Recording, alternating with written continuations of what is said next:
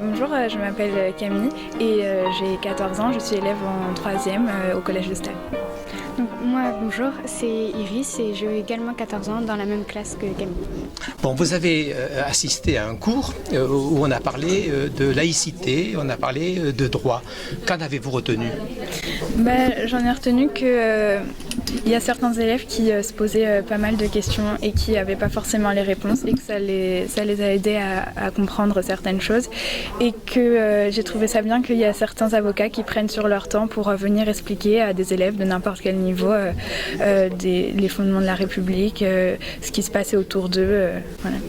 Avant de venir en cours, vous comptiez poser quel type de questions ? On voulait surtout savoir ce sur quoi l'avocate allait nous parler.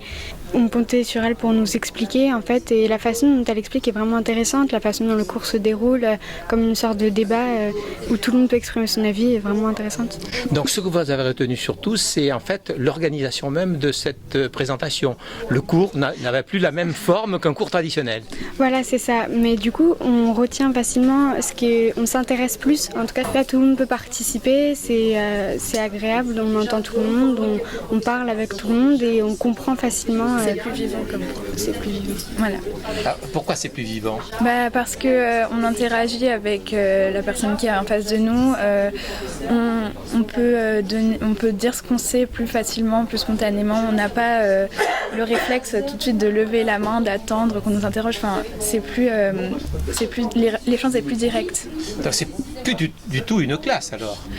Si, on garde toujours notre discipline, mais on se sent plus prêt à parler, on est plus ouvert en fait. Donc le débat, c'est extrêmement intéressant, ça permet de mieux s'apprendre ? Oui, voilà, c'est ça. Et en plus, la façon dont expliquait l'avocate était vraiment accessible à tous, même s'il y avait des mots plus compliqués. Elle prenait bien le temps de nous les expliquer, de nous expliquer tout comment ça se passait en fait, et dans le droit, la laïcité, ce que c'était vraiment. Alors, si on devait définir la laïcité, qu'est-ce que vous en retiendriez ? La laïcité, pour moi, c'est le fait de laisser la religion avec sa famille, et quand on vient à l'école, enfin l'école c'est un exemple, qu'on oublie cette religion, la mettre de côté juste pour éviter de se faire discriminer par exemple. Et de distinguer notre vie privée chez soi et notre vie de citoyen dans la société de tous les jours. Et les deux mots qui ont été utilisés et définis par l'avocate, vous en souvenez ? Je me rappelle de discrimination. Alors ?